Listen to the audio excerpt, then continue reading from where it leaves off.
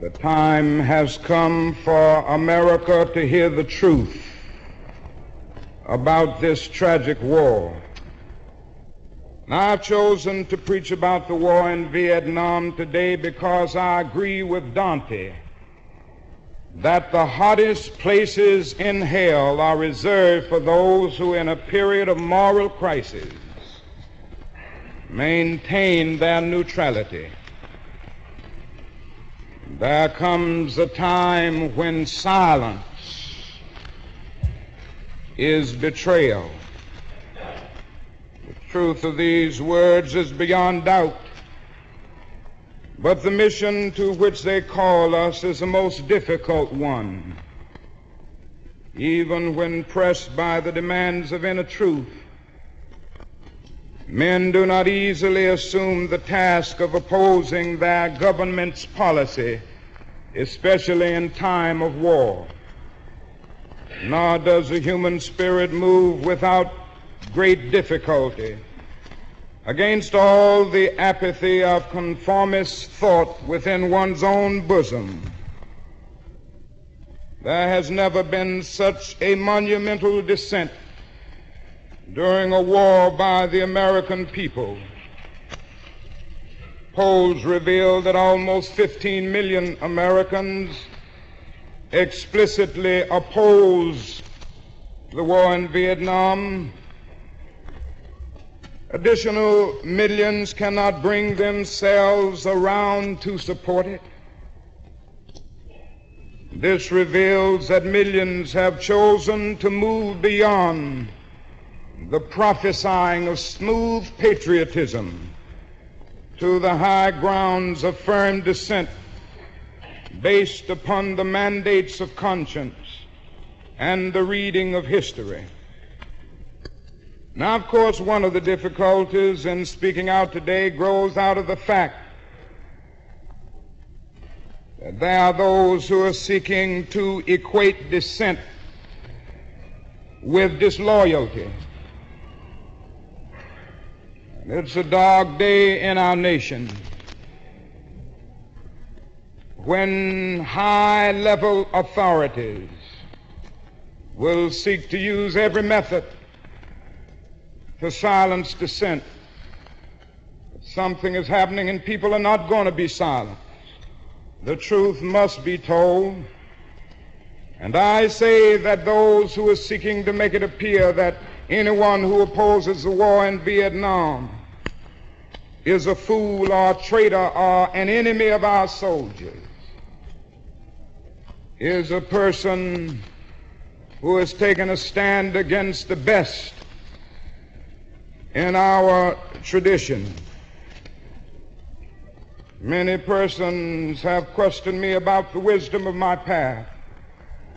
Why are you speaking about the war, Dr. King? Why are you joining the voices of dissent?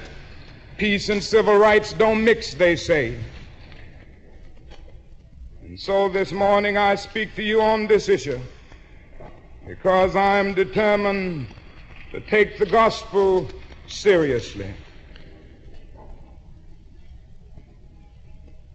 There is at the outset a very obvious and almost facile connection between the war in Vietnam and the struggle I and others have been waging in America. A few years ago, there was a shining moment in that struggle. It seemed as if there was a real promise of hope for the poor, both black and white, through the poverty program. Then came the build-up in Vietnam, and I watched the program broken as if it was some idle political plaything of a society gone mad on war. And I knew that America would never invest the necessary funds or energies in rehabilitation of its poor so long as adventures like Vietnam continue to draw men and skills and money like some demonic destructive suction tube. And you may not know it, my friends, but it is estimated that we spend $500,000 to kill each enemy soldier, while we spend only $53 for each person classified as poor. And much of that $53 goes for salaries to people who are not poor. So I was increasingly compelled to see the war as an enemy of the poor and attack it as such. Perhaps a more tragic recognition of reality took place when it became clear to me that the war was doing far more than devastating the hopes of the poor at home. It was sending their sons and their brothers and their husbands to fight and die in extraordinarily high proportions relative to the rest of the population. We were taking the black young men who had been crippled by society and sending them 8,000 miles away to guarantee liberties in Southeast Asia, which they had not found in Southwest Georgia and East Holland. So we have been repeatedly faced with the cruel irony of watching Negro and white boys on TV screens as they kill and die together for a nation that has been unable to seat them together in the same schoolroom. So we watch them in brutal solidarity, burning the huts of a poor village. But we realize that they would hardly live on the same block in Chicago or Atlanta. As I have walked among the desperate, rejected, and angry young men, I have told them that Molotov cocktails and rifles would not solve their problems. But they ask, and rightly so, what about Vietnam? They ask if our own nation wasn't using massive doses of violence to solve its problems. And I knew that I could never again raise my voice against the violence of the oppressed in the ghettos without having first spoken clearly to the greatest purveyor of violence in the world today, my own government. America and most of its newspapers applauded me in Montgomery, and I stood before thousands of Negroes getting ready to riot when my home was bombed, and said, "We can't do it this way." They applauded us in the sit-in movement. We nonviolently decided to sit in at lunch counters. They applauded us on the freedom rides when we accepted blows without retaliation. Oh, the press was so noble in its applause and so noble in its praise when I was saying, "Be nonviolent toward Bull Connor." There's something strangely inconsistent about a nation and a press that will praise you when you say, "Be nonviolent toward Jim Clark," but will curse and damn you when you say, "Be nonviolent toward little brown Vietnamese children." There's something wrong with that press.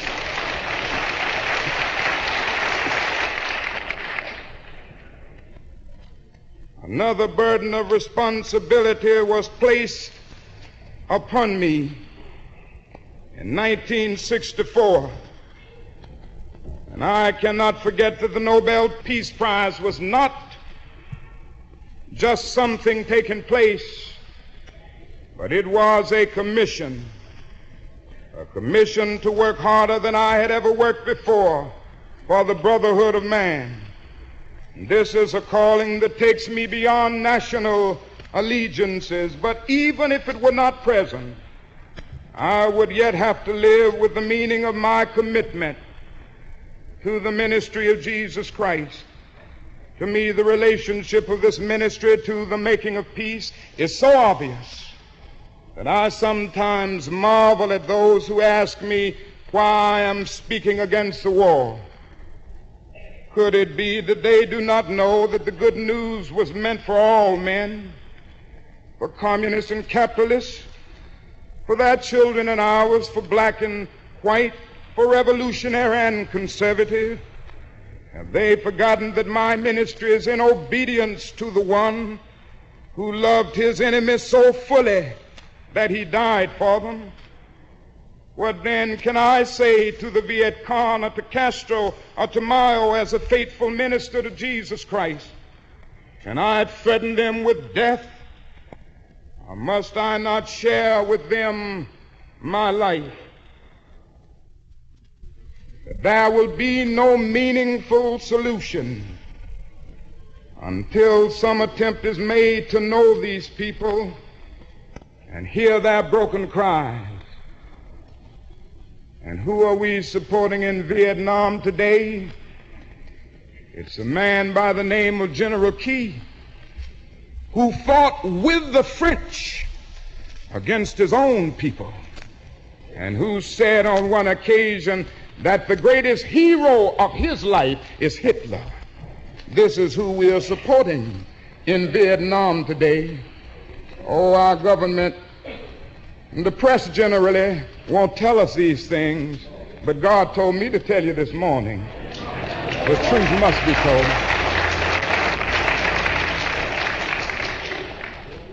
And all the while the people read our leaflets and received regular promises of peace and democracy and land reform.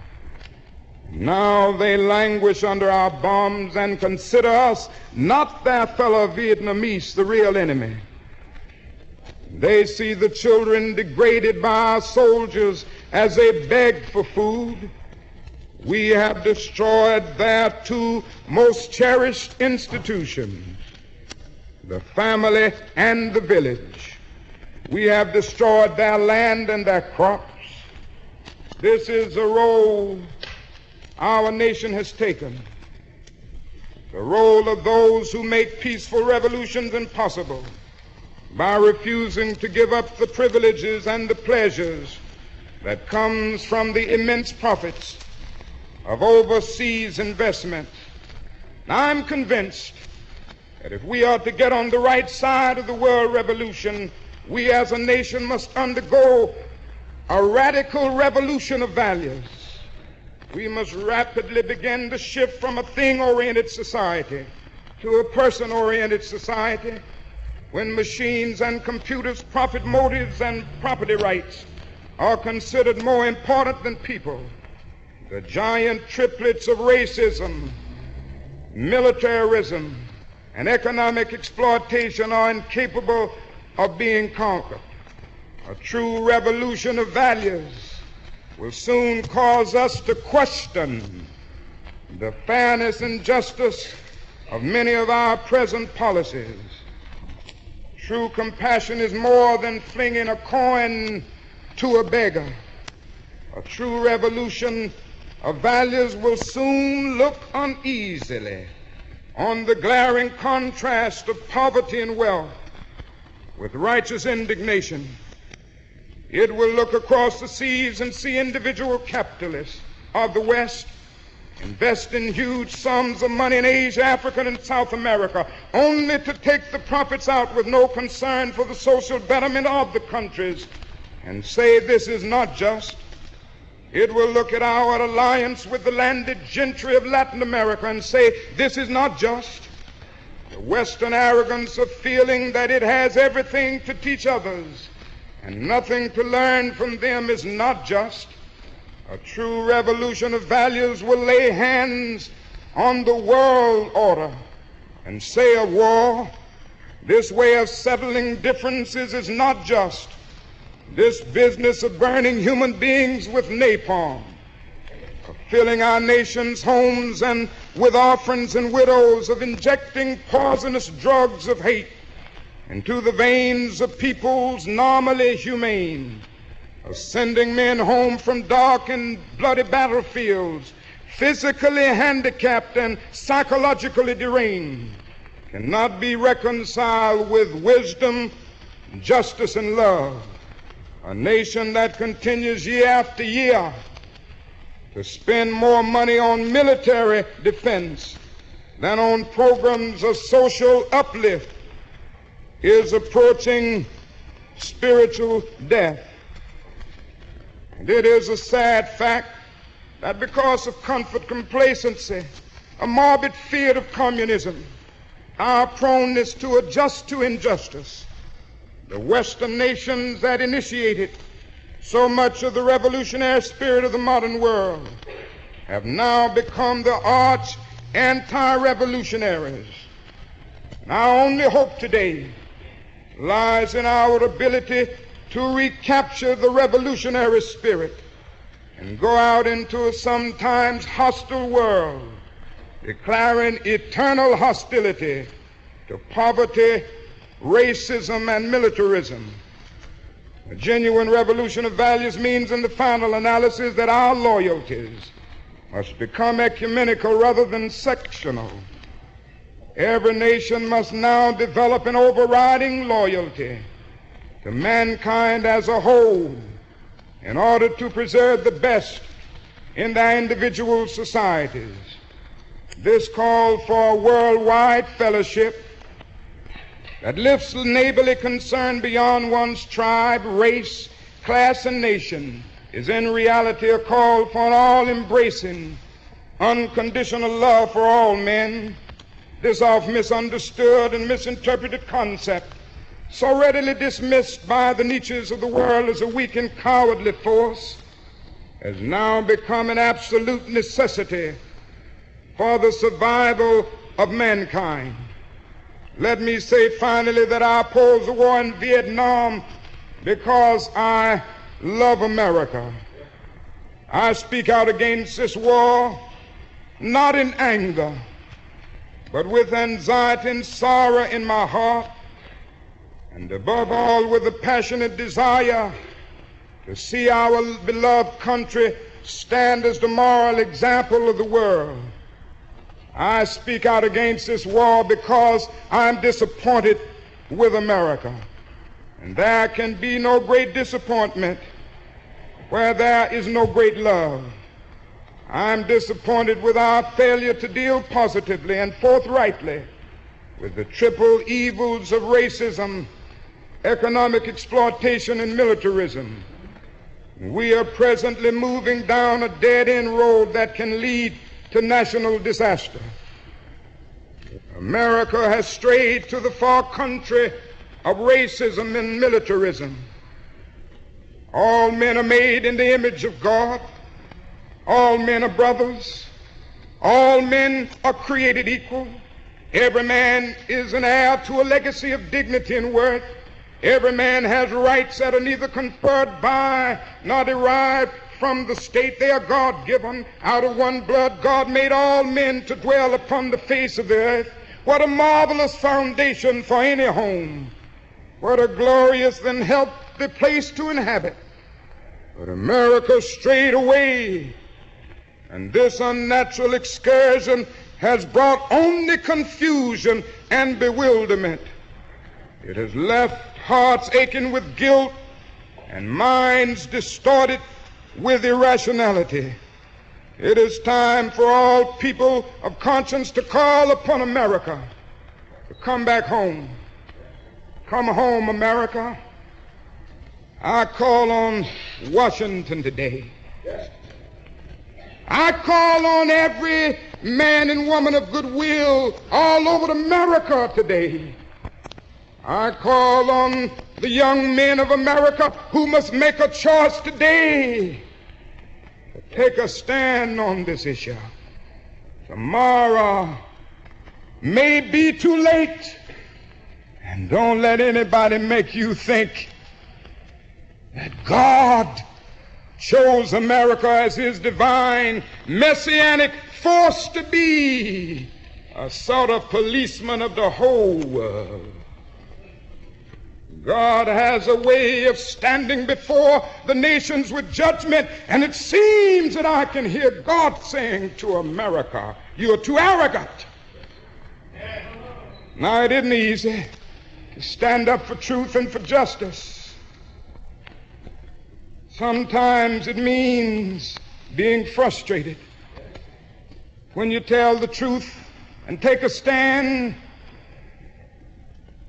Sometimes it means losing a job. It means being abused and scorned. It may mean having a 7 or 8-year-old child asking your daddy, why do you have to go to jail so much? But I've long since learned that to be a follower of Jesus Christ means taking up the cross. And my Bible tells me that Good Friday comes before Easter. Before the crown we wear, there is the cross that we must bear. Let us bear it. Bear it for truth, bear it for justice, and bear it for peace. Let us go out this morning with that determination.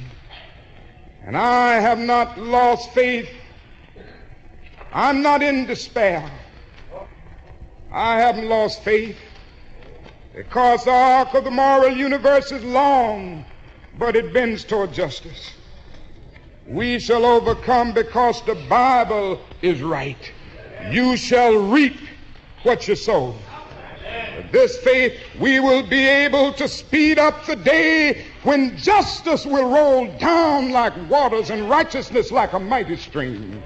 With this faith, we will be able to speed up the day when the lion and the lamb will lie down together, and every man will sit under his own vine and fig tree, and none shall be afraid, because the words of the Lord have spoken it.